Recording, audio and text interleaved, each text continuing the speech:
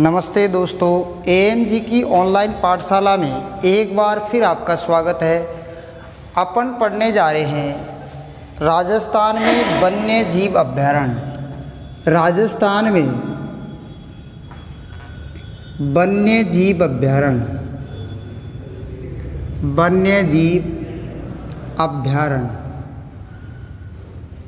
राजस्थान में वन्य जीव अभयारण्य अपन पढ़ने जा रहे हैं और एक या दो क्वेश्चन हमेशा एग्जाम में आते रहे हैं और वर्तमान समय में भी आ रहे हैं।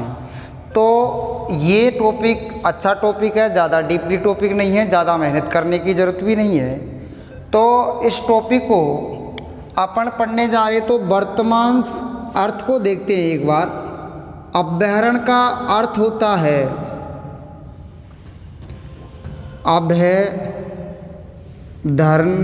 अरण्य।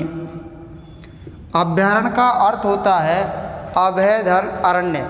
अभय का मतलब होता है बिना निडर के, निडर या बिना भय के, बिना भय के।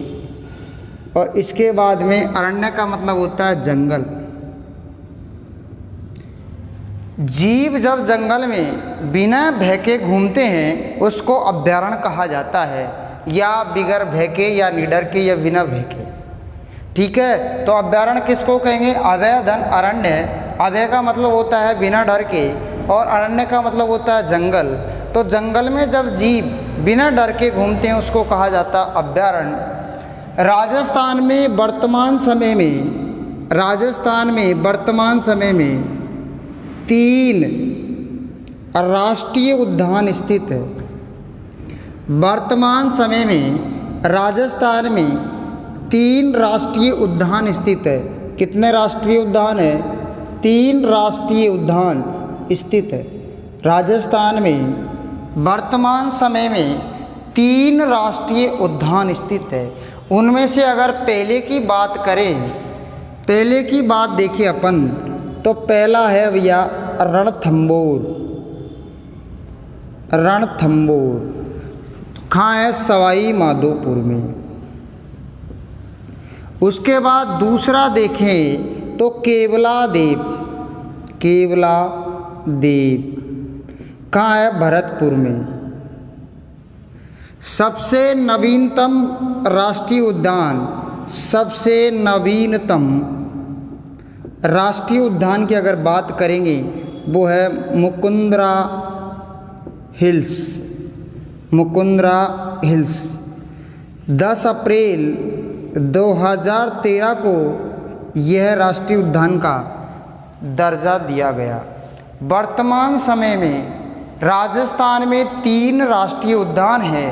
रणथंभौर जो सवाई माधोपुर में है, केवलादेव जो भरतपुर में है, और सबसे नवीनतम या सबसे नया मुकुंदरा हिल्स जो कोटा और चित्तौड़गढ़ में स्थित है।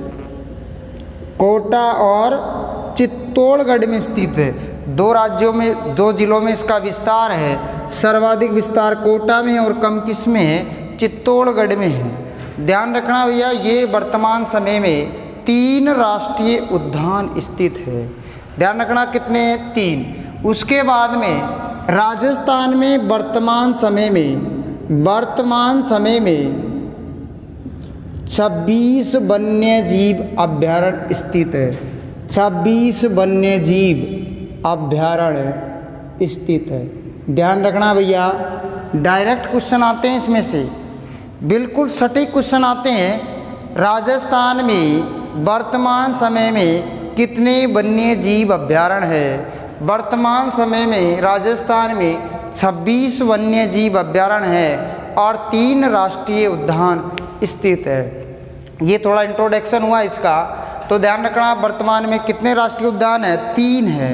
वर्तमान में राजस्थान में कितने वन्य जीव अभयारण्य है? वर्तमान समय में 26 वन्य जीव अभयारण्य स्थित है। ध्यान रखने वाली बातें हैं, ये आगे कॉम्पिटिटिव एग्जाम में बहुत सारे क्वेश्चन आते हैं इसमें से, ध्यान रखना भाई इन चीज़ों को। अगला देखते हैं, तो देखो भैया 26 जनवरी 1950 को अपना संविधान लागू होने के बाद में ये लगभग संविधान के समय राज्य सूची का विषय था, राज्य सूची का विषय था। जब अपना संविधान बन के तैयार हो गया 26 जनवरी 1950 को कानून लागू हो गया, उसके बाद में वनों को राज्य सूची में रखा गया। लेकिन 1976 में 42वें संविधान संशोधन में 42वें संविधान संशोधन में इसे समवर्ती सूची का दर्जा दिया, समवर्ती सूची का दर्जा दिया। समवर्ती का अर्थ होता है केंद्र प्लस राज्य, केंद्र प्लस राज्य दोनों का बराबर या लगभग केंद्र का ज़्यादा रहेगा और राज्य का कम रहेगा। तो जब 26 जनवरी 1950 को वनों को राज्य सूची का विषय दिया गया, लेकिन 1976 में 42वें संविधान संशोधन के द्वारा वन क्षेत्रों को या वन्य जीव अभयारण्य को समवर्ती सूची में रखा गया।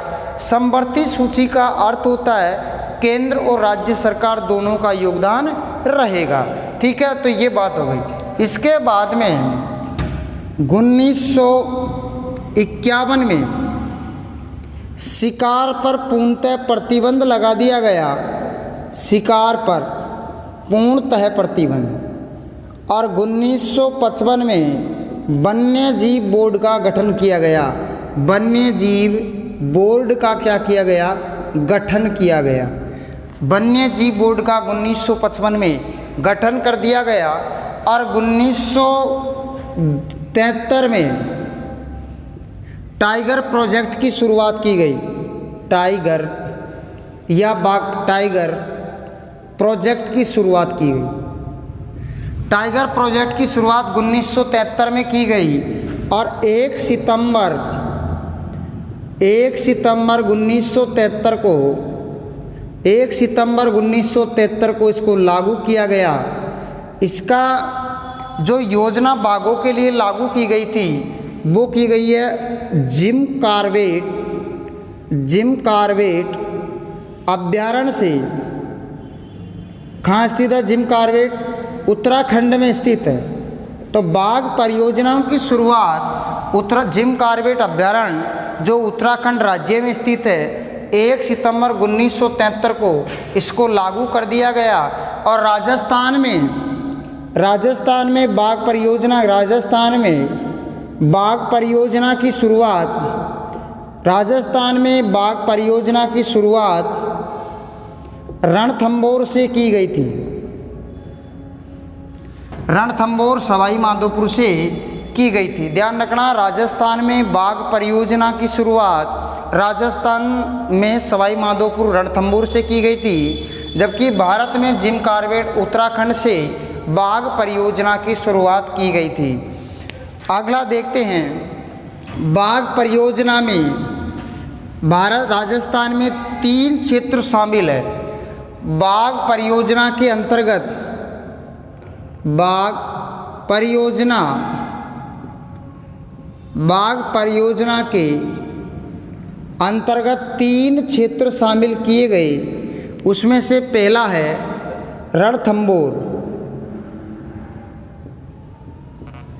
रणथंभौर सवाई माधोपुर, दूसरा किया गया सरिस्का अलवर और तीसरा किया गया मुकुंद्रा हिल्स। कहाँ पड़ता है मुकुंद्रा हिल्स? कोटा चित्तौड़गढ़ में।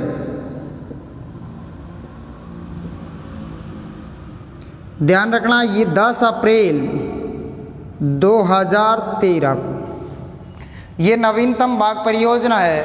तो बाघ परियोजना के अंतर्गत राजस्थान में 3 क्षेत्र शामिल है, रणथंभौर सवाई माधोपुर और सरिस्का अलवर और मुकुंद्रा हिल्स कोटा चित्तौड़गढ़ की सीमा पर बना हुआ है। 10 अप्रैल 2013 को इसकी शुरुआत की गई थी। ये कुछ महत्वपूर्ण फैक्ट है इसमें बाघ परियोजनाओं को लेकर, क्योंकि इसमें से अक्सर क्वेश्चन आते रहते हैं। ध्यान रखना भैया, ये महत्वपूर्ण कुछ शब्दावलियों के बारे में मैंने चर्चा की आपसे कि राजस्थान में वर्तमान समय में 3 राष्ट्रीय उद्यान स्थित है और 26 वन्य जीव अभ्यारण्य स्थित है। 3 राष्ट्रीय उद्यान राजस्थान में, पहला रणथंभौर राष्ट्रीय उद्यान सवाई माधोपुर, दूसरा राष्ट्रीय उद्यान केवलादेव घना पक्षी विहार और तीसरा राष्ट्रीय उद्यान मुकुंदरा हिल्स कोटा चित्तौड़गढ़ की सीमा पर स्थित है। इस प्रकार से 3 राष्ट्रीय उद्यानों के बारे में मैंने चर्चा की और 26 वन्य जीव अभ्यारण्य वर्तमान समय में स्थित है। इसके बाद अगर अपन देखें राष्ट्रीय उद्यानों की चर्चा करें, राष्ट्रीय उद्यानों की चर्चा करें, राष्ट्रीय उद्यान वर्तमान में कितने बताए? 3। इसमें से पहले की अगर अपन चर्चा करेंगे तो वो है रणथंभौर। रणथंभौर कहाँ पड़ता है? सवाई माधोपुर में। रणथंभौर राष्ट्रीय उद्यान सवाई माधोपुर राजस्थान में स्थित है और 1955 में इसे अभ्यारण्य का दर्जा दिया गया। 1955 में इसे अभ्यारण्य का दर्जा दिया गया और 1973 में बाघ परियोजना में शामिल किया गया। बाघ परियोजना में शामिल किया गया। 1973 में बाघ परियोजना में शामिल किया गया। यह राजस्थान की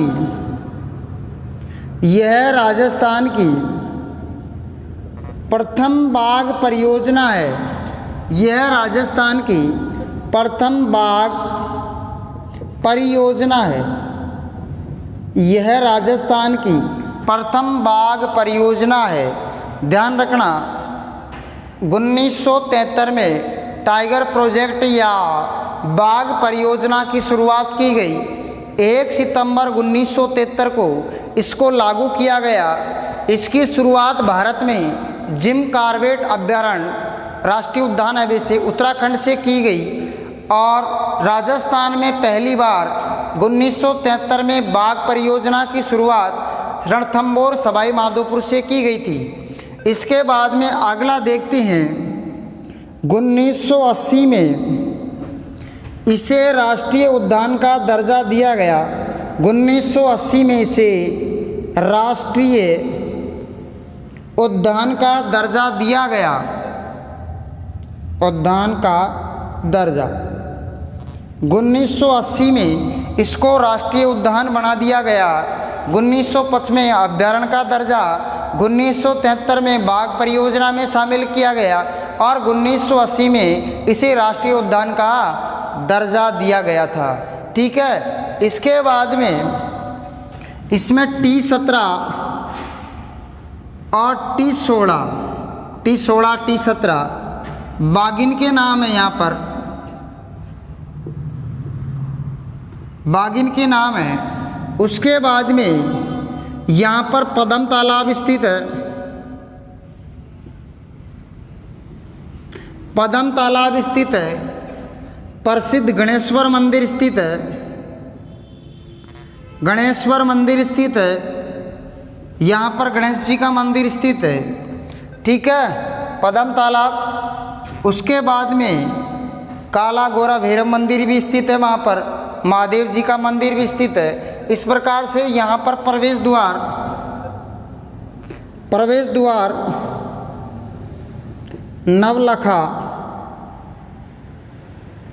नवलखा दरवाज़ा, यहाँ पर प्रवेश द्वार कौन सा है? नवलखा। उसके बाद में यहाँ पर पाताल गंगा स्थित है। पाताल गंगा स्थित है। तो इस प्रकार से जो राष्ट्रीय उद्यान अपना सवाई माधोपुर में राजस्थान में, ये इस प्रकार की इसमें चर्चा का विषय है। 1955 में इसे अभ्यारण्य का दर्जा दिया गया। 1973 में इसे बाघ परियोजना में शामिल किया गया। 1980 में इसे राष्ट्रीय उद्यान का दर्जा दिया गया। इसके बाद में टी16 या बाघिन के नाम है पद्म तालाब, गणेश्वर, प्रवेश द्वार, नवलखा दरवाज़ा, पाताल गंगाएँ आदि स्थित है। यहाँ पर राजा हमीर राजा था। ठीक है, तो ये बातें कुछ महत्वपूर्ण हिस्ट्री से जाती है। मैंने ऑफलाइन में जो क्लासें पढ़ाई आपको, ज्योग्राफी में आप यहाँ पढ़े या जयपुर पढ़े, दिल्ली पढ़े, मैंने ये बातें बताई थी आपको कि मेरे पढ़ाने के बाद में ज्योग्राफी में आप किसी भी एग्ज़ाम, कॉम्पिटिटिव एग्ज़ाम दे लेना, कभी मात नहीं खा सकते। करंट से लेकर स्थायी जीके तक मैंने आपको खूब बड़ी बारीकी से पढ़ाया है। लेकिन आप पढ़ते हैं तो है ये, अगर नहीं पढ़ते तो कोई मतलब नहीं है इन चीज़ों का। ठीक है, अगला देखते हैं केवलादेव घना पक्षी अभ्यारण्य। अगला कौन सा है? दूसरा नंबर का। पहला कौन सा हो गया? ये दूसरे नंबर का। दूसरे नंबर का कौन सा है? केवलादेव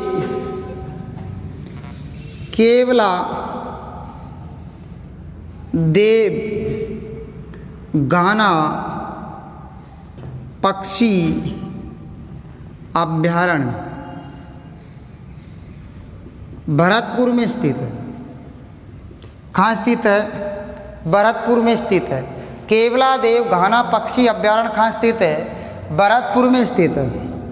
इसको भी 1955 में अभ्यारण्य का दर्जा दिया गया।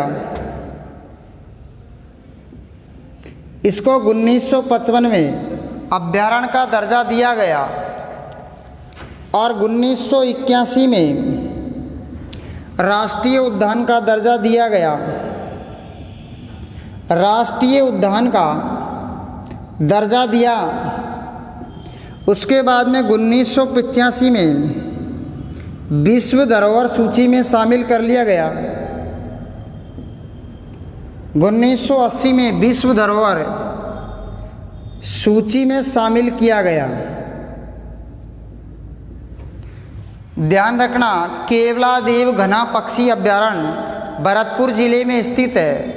1955 में इसको अभ्यारण्य का दर्जा दिया गया और 1981 में इसे राष्ट्रीय उद्यान का दर्जा दिया गया और 1985 में इसको विश्व धरोहर सूची में शामिल कर लिया गया। इसके बाद में यह जयपुर, आगरा और दिल्ली स्वर्णिम चतुर्भुज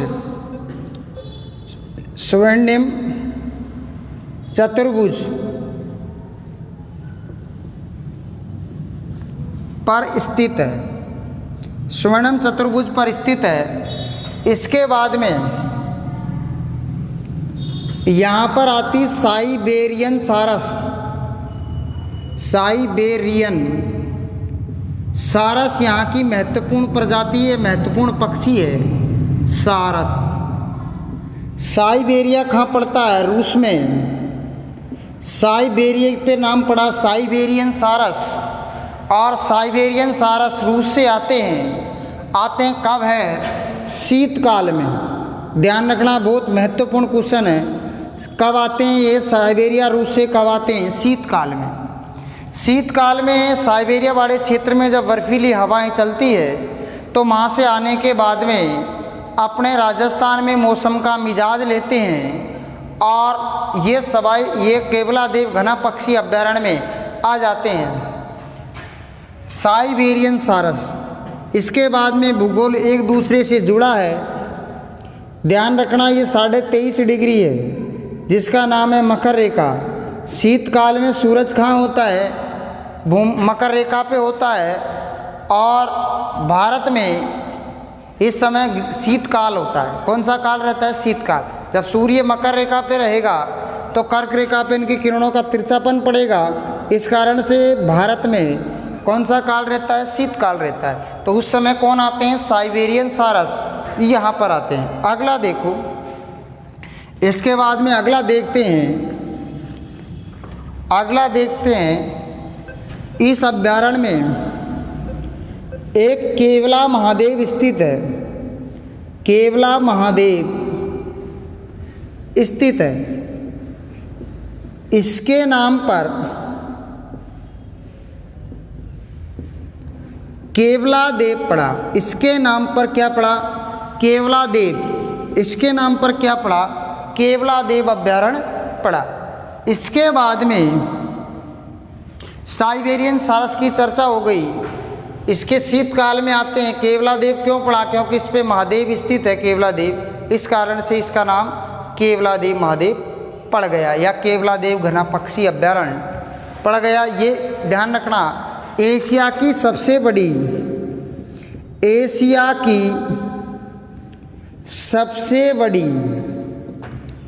पक्षी प्रजनन स्थली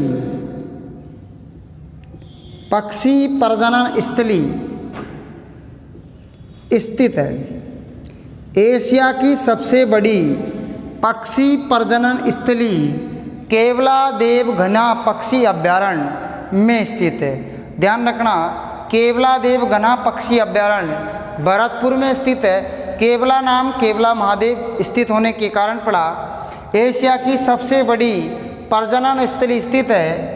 इसके बाद में साइबेरियन सारस कौन से काल में आते हैं? शीतकाल में आते हैं। इस प्रकार से दूसरा राष्ट्रीय उद्यान अपना पूरा हुआ, जिसका नाम है केवलादेव घना पक्षी अभ्यारण्य, भरतपुर जिले में स्थित है। इसके बाद में अगला देखते हैं, तीसरा। अगला चेक करते हैं, तीसरा कौन सा है? मुकुंदरा हिल्स। मुकुंदरा हिल्स तीसरा राष्ट्रीय उद्यान की अगर अपन बात करेंगे, तीसरा राष्ट्रीय उद्यान की बात करें तो वो है मुकुंदरा हिल्स। मुकुंदरा हिल्स कौन सा है? मुकुंदरा हिल्स कहाँ स्थित है? कोटा और चित्तौड़गढ़ की सीमा पर स्थित है। कोटा और चित्तौड़गढ़ की सीमा पर कौन सी जगह स्थित है? कोटा और चित्तौड़गढ़ की सीमा पर स्थित है। इसको राष्ट्रीय उद्यान का दर्जा, राष्ट्रीय उद्यान का दर्जा 10 अप्रैल 2013 को दिया गया। 10 अप्रैल 2013 को इसको राष्ट्रीय उद्यान का क्या दिया गया? दर्जा दिया गया। इसके बाद में अगला देखें तो ये इसमें कुछ भाग दर्रा अभ्यारण्य का भी स्थित है। इसके बाद में इसमें एक महत्वपूर्ण विशेषता है, गागरोनी तोता। इसमें गागरोनी कौन सा तोता मिलेगा अपन को? इसमें गागरोनी तोता पाया जाता है, जिसको हीरामन तोता भी कहते हैं, जो मनुष्य की भाषा में बोलता है। मनुष्य की भाषा में बोलता है। ध्यान रखना भैया, मुकुंदरा हिल्स राष्ट्रीय उद्यान का दर्जा 10 अप्रैल 2013 को दिया गया और दर्रा अभ्यारण्य का इसमें कुछ पार्ट ज़्यादा है। यह कोटा और चित्तौड़गढ़ की सीमा पर स्थित है। इसमें एक महत्वपूर्ण विशेषता है कि यहाँ पर गागरोनी तोता, जिसको हीरामन तोता भी कहते हैं, जो मनुष्य की भाषा में बोलता है। इसके बाद में इसके अंदर एक महत्वपूर्ण विशेषता और है, जिससे इसमें पाया जाता है अबली मीणी का महल। अबली मीणी का महल इसमें पाया जाता है, अबली मीणी का महल। और इसमें पाया जाता है एक शब्द और आया, औंदिया। एक शब्द होता था इसमें, औंदिया। तो मुकुंदरा हिल्स अभ्यारण्य में, मुकुंदरा हिल्स अभ्यारण्य में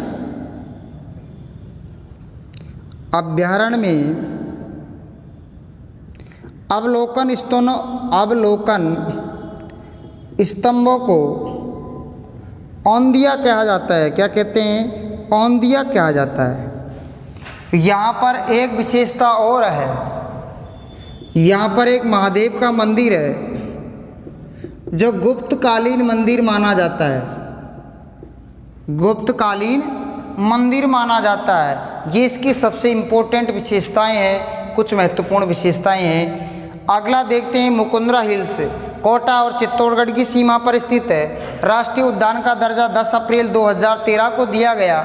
दर्रा अभ्यारण्य स्थित है। आवली मिर्णी महल औंधिया मुकुंदरा हिल्स में अवलोकन इन स्तंभों को क्या कहते हैं, औंधिया कहते हैं। उसके बाद में यहाँ पर पाया जाता है महत्वपूर्ण गागरोनी तोता, जिसको हीरामन तोता भी कहते हैं, जो मनुष्य की भाषा में बोलता है। इस प्रकार से ये 3 राजस्थान के महत्वपूर्ण राष्ट्रीय उद्यान हैं। ठीक है, ये राष्ट्रीय उद्यानों को आप बड़ी बारीकी से पढ़ें, क्योंकि इनमें से 1-2 क्वेश्चन आते रहते हैं। ठीक है, तो ये राजस्थान के 3 राष्ट्रीय उद्यान स्थित है, जिनकी चर्चा अपन लोगों ने कर ली है। ठीक है, आपके बाद में पढ़ेंगे वन्य जीव अभ्यारण्य। आप कौन सा पढ़ेंगे? वन्य जीव अभ्यारण्यों की संख्या कितनी है? 26 है। वन्य जीव अभ्यारण्यों की संख्या कितनी है? 26 है। अगला देखते हैं, पहला देखते हैं रामगढ़ विषधारी। रामगढ़ विषधारी, रामगढ़ विषधारी कहाँ है? बूंदी जिले में स्थित है। बहुत महत्वपूर्ण स्टार मान लेते हैं इसको, बहुत एग्जाम में पूछा गया है। रामगढ़ विषधारी कहाँ है? या तो ये 2 क्वेश्चन बढ़ते हैं, या तो रामगढ़ विषधारी कहाँ है? बूंदी जिले में स्थित है, या बाघ परियोजना के अलावा भी कौन से अभ्यारण्य में बाघ विचलित या बाघ विचरण करते हैं? तो वो कौन सा है? रामगढ़ विषधारी। ध्यान रखना, यहाँ पर धोक के वन भी पाए जाते हैं या धोक वृक्ष पाए जाते हैं। उसके बाद में एक महत्वपूर्ण विशेषता है, बाघ परियोजना के अलावा बाघ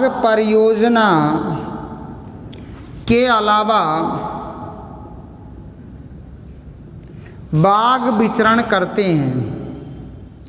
बाघ परियोजना के अलावा बाघ विचरण करते हैं। बहुत महत्वपूर्ण लाइन है, ध्यान रखना इस लाइन का ऐसा कौन सा अभ्यारण्य है राजस्थान में जो बाघ परियोजना में शामिल नहीं है, फिर भी बाघ विचरण करते हैं? उसका नाम है रामगढ़ विषधारी, जो बूंदी में स्थित है। यहाँ पर कुछ मात्रा में धोक वृक्ष भी पाए जाते हैं। तो एक अभ्यारण्य ये हो गया रामगढ़ विषधारी, जो बूंदी जिले में स्थित है। यहाँ पर कुछ मात्रा में धोक के वृक्ष पाए जाते हैं। बाघ परियोजना के अलावा बाघ विचरण करते हैं। ये महत्वपूर्ण लाइन, इनका ध्यान रखना भाई। उसके बाद में अगला देखें, सीता माता अभ्यारण्य। बहुत महत्वपूर्ण भाई ये सीता माता अभ्यारण्य कहाँ है भैया? प्रतापगढ़ में स्थित है। सीता माता अभ्यारण्य कहाँ है? प्रतापगढ़ में स्थित है। त्रेता युग में सीता माता का निवास स्थान माना गया है। निवास स्थान माना गया है। सीता माता अभ्यारण्य प्रतापगढ़ में स्थित है। त्रेता युग में सीता माता का निवास स्थान माना गया है। उसके बाद में यह अभ्यारण्य उड़न गरेलियों के लिए प्रसिद्ध है। उड़न गिलहरियों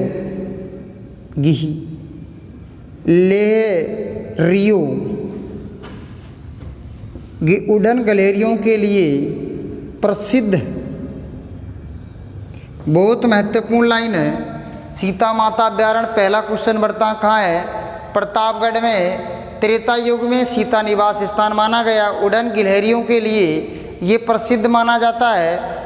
इसके बाद में करमोई और करमोचनी, करमोई और करमोचनी, करमोई और करमोचनी नामक दो नदियों का उद्गम स्थल है। और एक महत्वपूर्ण लाइन और है, यहाँ पर लव और कुश नामक दो झरने स्थित हैं, दो झरने स्थित है।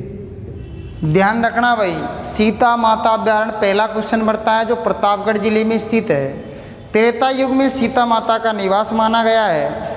यह अभ्यारण्य उड़न गिलहरियों के लिए प्रसिद्ध है। करमोई या करमोचरी नामक दो महत्वपूर्ण नदियों का उद्गम है।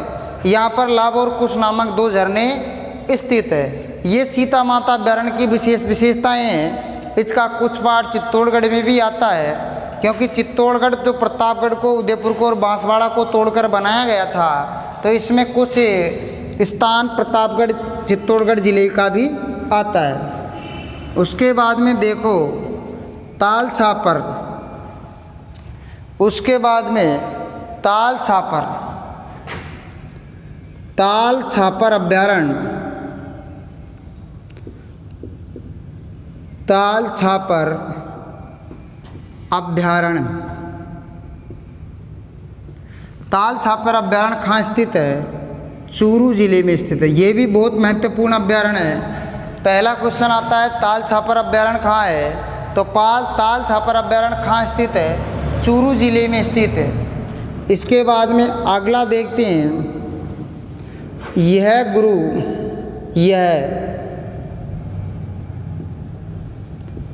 द्रोणाचार्य, या इसे लिख लो महाभारत काल में यह द्रोणाचार्य की शरणस्थली माना जाता है, शरणस्थली माना जाता है। इसकी महत्वपूर्ण विशेषता है, यहाँ पर काले हरिण पाए जाते हैं। यहाँ पर काले हरिण पाए जाते हैं, या इनको कृष्ण मृग भी कहा जाता है। कृष्ण मतलब काला, मृग का मतलब होता है हिरण। यहाँ पर कृष्ण मृग भी या काले हिरण भी पाए जाते हैं। ठीक है, तो महाभारत काल में ये द्रोणाचार्य की शरणस्थली माना जाता है और यहाँ पर काले हिरण भी पाए जाते हैं। एक महत्वपूर्ण विशेषता और है, यहाँ पर कुर्जा पक्षी भी मिलता है अपन को। कौन सा पक्षी? कुर्जा। यहाँ पर एक महत्वपूर्ण विशेषता और है, अपन को कुर्जा पक्षी भी यहाँ पर मिलेगा। काले हिरणों की गणना मई माह में की जाती है। बहुत महत्वपूर्ण क्वेश्चन है। काले हिरणों की गणना मई माह में की जाती है वाटर होल पद्धति के द्वारा कृष्ण मृग या काले हिरणों की गणना मई माह में की जाती है। तो ये ताल छापर चूरू जिले में स्थित है। महाभारत काल में द्रोणाचार्य की शरणस्थली माना जाता है। काले हरिण या कृष्ण मृग जिनमें कुर्जा पक्षी भी मिलते हैं, और मई माह में वाटर होल पद्धति के द्वारा कृष्ण या मृग या काले हिरणों की गणना की जाती है। अगला देखते हैं, अगला देखें तो देखो भैया, अगला देखो कुंभलगढ़। अगला कौन सा है? कुंभलगढ़। कुंभलगढ़ कहाँ है? राजसमंद, पाली और अजमेर की सीमा पर स्थित है। कुंभलगढ़ कहाँ है? राजसमंद, पाली और अजमेर की सीमा पर स्थित है। कुंभलगढ़ अभ्यारण्य जंगली मुर्गे के लिए फेमस है। कुंभलगढ़ अभ्यारण्य जंगली मुर्गे के लिए प्रसिद्ध है। किसके लिए प्रसिद्ध है? जंगली मुर्गे के लिए प्रसिद्ध है। कुंभलगढ़ अभ्यारण्य का विस्तार राजसमंद, पाली और अजमेर जिले में स्थित है। यह अभ्यारण्य जंगली मुर्गे के लिए प्रसिद्ध है। उसके बाद में और देखते हैं, सरिस्का अभ्यारण्य। सरिस्का अभ्यारण्य सरिस्का अभयारण्य कहाँ है? अलवर ज़िले में स्थित है। सरिस्का अभयारण्य कहाँ है? अलवर ज़िले में स्थित है। अगला सरिस्का अभयारण्य की बात करें तो सरिस्का अभयारण्य 2012 में 2 भागों में बांट दिया गया। एक का नाम तो रख दिया सरिस्का और एक का नाम रख दिया सरिस्का ए। सरिस्का ए 2012 में एक नया अभयारण्य बनाया जिसका नाम है सरिस्का ए। सरिस्का ए अभयारण्य राजस्थान का सबसे छोटा अभयारण्य है। सबसे छोटा अभयारण्य है। 3 किलोमीटर वर्ग किलोमीटर में फैला हुआ है। ध्यान रखना, सरिस्का अभ्यारण्य को 2 भागों में बांट दिया गया, सरिस्का और सरिस्का ए। सरिस्का ए राजस्थान का सबसे छोटा अभयारण्य है जिसका क्षेत्रफल 3 वर्ग किलोमीटर क्षेत्रफल में फैला हुआ है। सरिस्का अभयारण्य बाघ शिफ्टिंग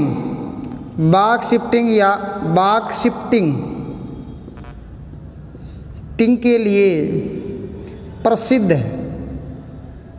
बाघ शिफ्टिंग के लिए प्रसिद्ध है। ये सरिस्का अभयारण्य अलवर है, बाघ शिफ्टिंग के लिए प्रसिद्ध है। ठीक है, तो ये बात होगी सरिस्का राजस्थान का सबसे छोटा अभयारण्य कौन सा है? सरिस्का अभयारण्य है। सरिस्का ए को माना गया है, लेकिन पहले चर्चा में था सज्जनगढ़।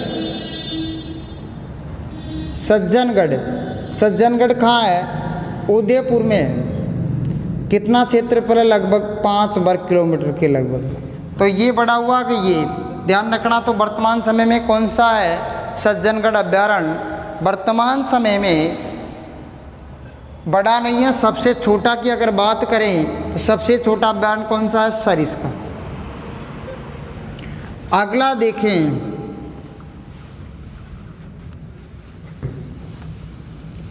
राष्ट्रीय मरुउद्यान जैसलमेर। अगला देखते हैं राष्ट्रीय मरुउद्यान जैसलमेर और बाड़मेर। राष्ट्रीय मरुउद्यान राष्ट्रीय है नहीं, लेकिन इसके आगे शब्द लग रहा है क्योंकि इसका नाम राष्ट्रीय मरुउद्यान ही है। राष्ट्रीय मरुउद्यान मत मान लेना, क्योंकि राष्ट्रीय मरुउद्यान नहीं है। इसका विस्तार जैसलमेर और बाड़मेर में स्थित है। जैसलमेर और बाड़मेर में इसका विस्तार है। लेकिन एग्ज़ाम में क्वेश्चन आ गया तो क्या करोगे? एग्ज़ाम में क्वेश्चन आ गया, उसका सॉल्यूशन मैं बता रहा हूँ कि कौन सा ज़िला जैसलमेर करना है या बाड़मेर करना है। तो इसका टोटल अगर क्षेत्रफल की बात करें 3162 वर्ग किलोमीटर क्षेत्रफल है इसका। टोटल राष्ट्रीय मरुउद्यान का क्षेत्रफल की बात करें तो 3162 किलोमीटर है। इसमें से 1900 किलोमीटर का एरिया तो आता है जैसलमेर में और 1262 किलोमीटर का एरिया आता है बाड़मेर में। इसमें टोटल 3162 वर्ग किलोमीटर का टोटल क्षेत्रफल है। इसमें से जैसलमेर में 1900 किलोमीटर के लगभग आता है और बाड़मेर में 1262 किलोमीटर के लगभग आता है। इस प्रकार से यह अभयारण्य, यह राजस्थान का सबसे बड़ा अभयारण्य है। सबसे बड़ा अभयारण्य है। ठीक है, अगला चेक करते हैं। इसमें Akal wood fossil park, Akal wood fossil park के अवशेष पाए गए। आकलवुड फॉसिल पार्क लगभग 18 करोड़ वर्ष पहले के यहाँ पर आकलवुड फॉसिल पार्क के अवशेष मिले हैं जो वर्तमान समय में रखे हुए हैं, क्योंकि इतने पुराने अवशेष मिलने के कारण यह चर्चा में रहा। यहाँ पर एक पक्षी पाया जाता है जिसका नाम है गोडावन। कौन सा पक्षी मिलेगा? गोडावन, जिसको ग्रेट इंडियन बस्टर्ड भी कहा जाता है। Great Indian bustard, great Indian bustard भी कहा जाता है। इसका वैज्ञानिक नाम है गोंडावन का। तो ध्यान रखना, राष्ट्रीय मरुद्यान जैसलमेर में है। जैसलमेर और बाड़मेर की सीमा पर स्थित है। 1900 किलोमीटर का क्षेत्रफल इसमें जैसलमेर में है। 1262 किलोमीटर का क्षेत्रफल इसमें बाड़मेर में है। यह राजस्थान का सबसे बड़ा अभ्यारण्य स्थित है। यहाँ पर आकलगुड़ फॉसिल पार्क के काष्ठ अवशेष पाए जाते हैं। यहाँ पर गोंडावन महत्वपूर्ण पक्षी है, जिसको ग्रेट इंडियन बस्टर्ड भी कहा जाता है। अगला देखते हैं गजनेर। अगला अभ्यारण्य की चर्चा करें अगर अपन, तो गजनेर।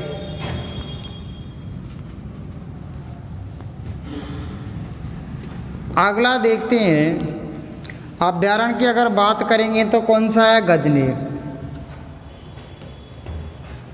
अगला अभ्यारण्य देखते हैं गजनेर। गजनेर कहाँ स्थित है, बीकानेर में। एक लाइन महत्वपूर्ण है इसकी, गजनेर में। यहाँ पर महत्वपूर्ण इसलिए चर्चा में है कि इसमें रेत के तीतर पाए जाते हैं। रेत के तीतर, जिनको इंपीरियल सैंड ग्राउंड्स कहते हैं। Imperial sand grounds, sand grounds जिनको क्या कहते हैं, इंपीरियल सैंड ग्राउंड या रेत के तीतर पाए जाते हैं। गजनेर बीकानेर में स्थित है। इसके बाद में यहाँ पर जेठा मट्ठा, जेठा मट्ठा की दरगाह पाई जाती है। यहाँ पर जेठा मट्ठा की दरगाह पाई जाती है। गजनेर, पहला क्वेश्चन बनता है गजनेर अभ्यारण्य कहाँ है, तो पहला क्वेश्चन का आंसर है गजनेर बीकानेर में स्थित है और रेत के तीतर या इंपीरियल सैंड ग्राउंड्स के नाम से जाना जाता है। यहाँ पर जेठा मट्ठा, जेठे मट्ठे या मट्ठा की दरगाह स्थित है। उसके बाद में अगला चेक करते हैं। अगला देखो, अगले की बात करें अपन तो राष्ट्रीय चंबल अभ्यारण्य। राष्ट्रीय चंबल अभ्यारण्य कहाँ स्थित है, कोटा, बूंदी, सवाई माधोपुर, धौलपुर और करौली में स्थित है। राष्ट्रीय चंबल, चंबल घड़ियालों के लिए प्रसिद्ध है, के लिए प्रसिद्ध है। किसके लिए, इसका कोटा, सवाई माधो, बूंदी, सवाई माधोपुर, धौलपुर और करौली जो चंबलवारी बेल्ट है, वहाँ राष्ट्रीय चंबल राष्ट्रीय लग रहा है लेकिन राष्ट्रीय अभ्यारण्य नहीं है। ध्यान रखना, राजस्थान में मैंने बताया था कि 3 राष्ट्रीय उद्यान स्थित है। पहले का नाम रणथंभौर जो सवाई माधोपुर में स्थित है, दूसरे का नाम केवला देवघना पक्षी अभ्यारण्य जो भरतपुर में स्थित है, तीसरा 10 अप्रैल 2013 को बनाया मुकुंदरा हिल्स कोटा और चित्तौड़गढ़ की सीमा पर स्थित है। इसके बाद में राष्ट्रीय चंबल उद्यान कोटा, बूंदी, सवाई माधोपुर, धौलपुर और करौली में स्थित है। यह चंबल घड़ियालों के लिए प्रसिद्ध है। ये महत्वपूर्ण विशेषता है इसकी। अगला लिखेंगे शेरगढ़ अभ्यारण्य। अगला कौन सा है, शेरगढ़ अभ्यारण्य। अगले की चर्चा करें अपन तो शेरगढ़ अभ्यारण्य। देखो भैया, अगला कौन सा है, शेरगढ़ अभ्यारण्य। शेरगढ़ अभ्यारण्य। अगला कौन सा, शेरगढ़ अभ्यारण्य कहाँ है, 12 जिले में स्थित है। शेरगढ़ अभ्यारण्य कहाँ है, 12 जिले में स्थित है।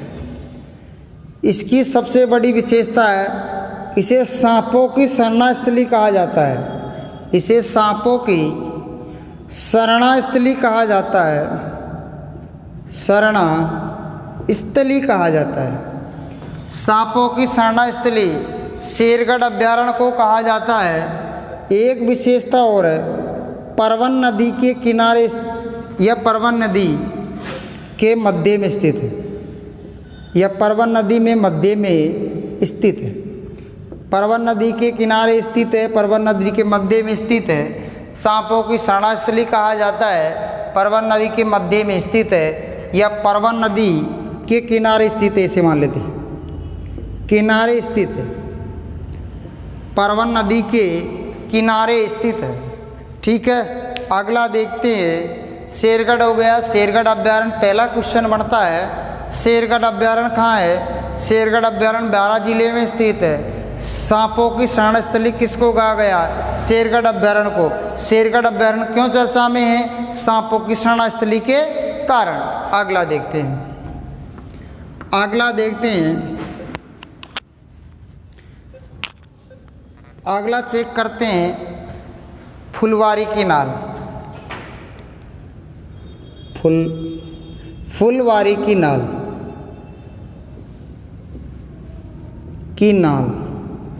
फुलवारी की नाल कहाँ है? उदयपुर में स्थित है। महत्वपूर्ण चर्चा में ज़्यादा विषय नहीं है, यही विषय है। फुलवारी की नाल, फुलवारी की नाल उदयपुर जिले में स्थित है।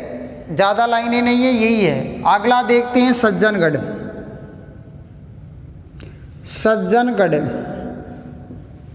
सज्जनगढ़ कहाँ है? उदयपुर में है। राजस्थान का दूसरा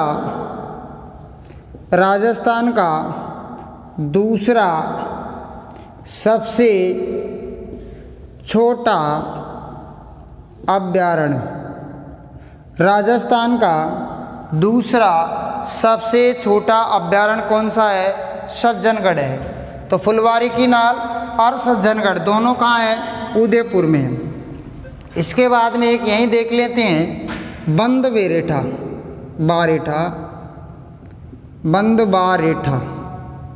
बंद बारेठा ये कहाँ स्थित है? ये भरतपुर में है। आजकल एग्जाम में जो क्वेश्चन आते हैं डायग्राम के द्वारा पूछे जाते हैं, 1 2 3 4 करके से।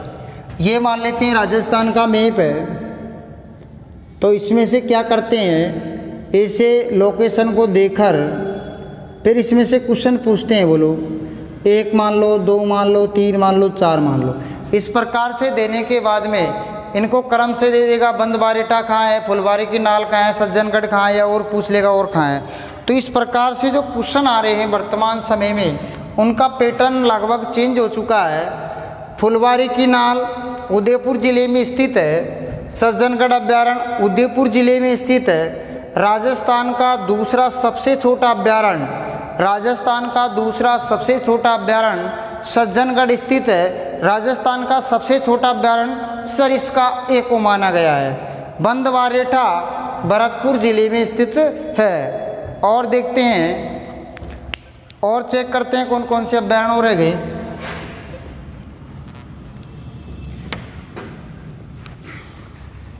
इसके बाद में अगला चेक करते हैं, अगला देखते हैं कौन सा है। इसके बाद में अगला देखो, भरतपुर का हो गया। सवाई माधोपुर में देखो मानसिंह, सवाई मानसिंह अभ्यारण्य। सवाई मानसिंह अभ्यारण्य कहाँ है? सवाई माधोपुर में है। सवाई मानसिंह अभ्यारण्य कहाँ है? सवाई माधोपुर में है। वन विहार कहाँ है? केसर बाग कहाँ है? वन विलास कहाँ है? वन विहार तो केसर बाग कहाँ है? तो ये दोनों अभ्यारण्य धौलपुर जिले में स्थित है। कौन से जिले में स्थित है? धौलपुर जिले में स्थित है। सवाई मानसिंह अभ्यारण्य कहाँ है? सवाई माधोपुर में स्थित है। वन विहार कहाँ है? केसरबाग कहाँ है? दोनों कहाँ है? धौलपुर में स्थित है। उसके बाद में और चेक करते हैं, कोटावाड़ा हो गया, दर्रा पढ़ाई दिया अपन लोगों ने। उसके बाद में और चेक करते हैं तो माउंट आबू सिरोही, आबू माउंट आबू अभ्यारण्य कहाँ है? सिरोही जिले में स्थित है। कहाँ स्थित है? सिरोही जिले में स्थित है। माउंट आबू अभ्यारण्य कहाँ स्थित है? सिरोही जिले में स्थित है। उसके बाद में जंगली भेड़ियों के लिए प्रसिद्ध है। जंगली भेड़ियों के लिए प्रसिद्ध है। जंगली भेड़ियों के लिए प्रसिद्ध है। यहाँ पर आबू एंसिस नामक पादप वनस्पति पाई जाती है। आबू एंसिस नामक पादप वनस्पति पाई जाती है। माउंट आबू अभ्यारण्य सिरोही जिले में स्थित है और ये जंगली भेड़िए के लिए प्रसिद्ध है। उसके बाद में और चेक करते हैं, पालीवाड़ा हो गया। उसके बाद में और चेक करते हैं, देखो भैया सज्जनगढ़ की बात हो गई, फुलवारी की नाल बात हो गई। उसके बाद में जालोर में सुंदा माता अभ्यारण्य, सुंदा माता अभ्यारण्य कहाँ है? सुंदा माता अभ्यारण्य कहाँ स्थित है? जालोर जिले में स्थित है। सुंदा माता अभ्यारण्य कहाँ स्थित है? जालोर जिले में स्थित है। यह यहाँ पर राजस्थान का प्रथम रोपवे का निर्माण किया गया। सुंदा माता अभ्यारण्य कहाँ स्थित है? जालोर जिले में स्थित है। यह राजस्थान का प्रथम रोपवे माना गया है। यह राजस्थान का प्रथम रोपवे माना गया है। सुंदा माता अभ्यारण्य जालोर जिले में स्थित है। यहाँ पर इंसेलवर प्रकार की चट्टानें पाई जाती है। जालोर में थोड़ा एनर्जी ले लेता हूँ मैं।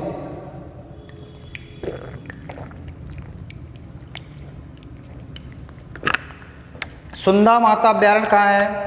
जालोर जिले में। लगभग इसमें भी भालू आलू मिल जाएंगे अपन को। यह भी जंगली भालुओं के लिए प्रसिद्ध है। जंगली भालुओं के लिए प्रसिद्ध है। यह भी जंगली भालुओं के लिए प्रसिद्ध है। सुंदा माता अभ्यारण्य जालोर जिले में स्थित है। यहाँ पर राजस्थान का प्रथम रोपवे लगाया गया करणी माता के। यहाँ पर जंगली भालुओं के लिए प्रसिद्ध है। उसके बाद में आगरा देखो, टोडगढ़ अभ्यारण्य।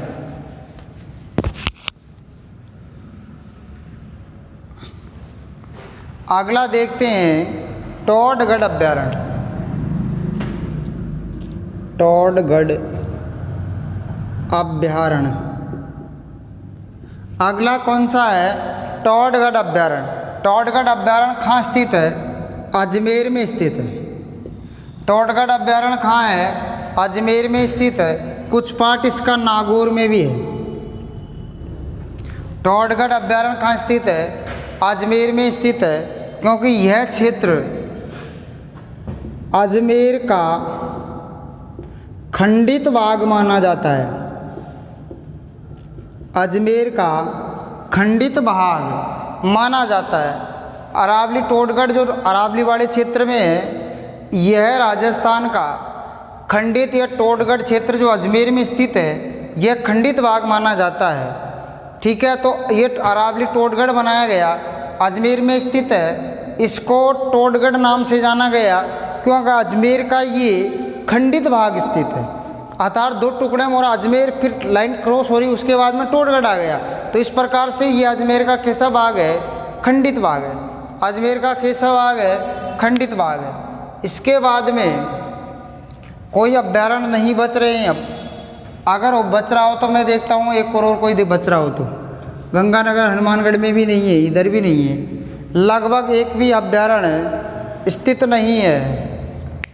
उसके बाद में कल का जो टॉपिक रहेगा अपना उसमें रहेंगे जंतुवाल्य। लगभग राजस्थान में 5 जंतुवाल्य स्थित है। उसके बाद में राजस्थान में 5 जंतुवाल्य स्थित है। जंतुवाल्य स्थित है 5 राजस्थान में जंतुवाल्य स्थित है। एक और रह गया नाहरगढ़ को और देख लेते हैं। नाहरगढ़ कौन सा है? नाहरगढ़। नाहरगढ़ कहाँ स्थित है? जयपुर जिले में स्थित है। कहाँ स्थित है? जयपुर जिले में स्थित है। नाहरगढ़ अभ्यारण्य कहाँ स्थित है? जयपुर जिले में स्थित है। यह राज्य का प्रथम जैविक उद्यान माना गया है। यह राज्य का प्रथम जैविक उद्यान माना गया है। राजस्थान का पहला जैविक उद्यान किसको माना गया? नाहरगढ़ को। और राजस्थान का दूसरा जैविक उद्यान किसको माना गया? दूसरा जैविक उद्यान सज्जनगढ़ को माना गया है। दूसरा जैविक उद्यान किसको माना गया? सज्जनगढ़ को माना गया। कहाँ है? उदयपुर में है। राजस्थान का पहला जैविक उद्यान नाहरगढ़ को माना गया जो जयपुर जिले में स्थित है। राजस्थान का दूसरा जैविक उद्यान जो सज्जनगढ़ है जो उदयपुर जिले में स्थित है। ठीक है।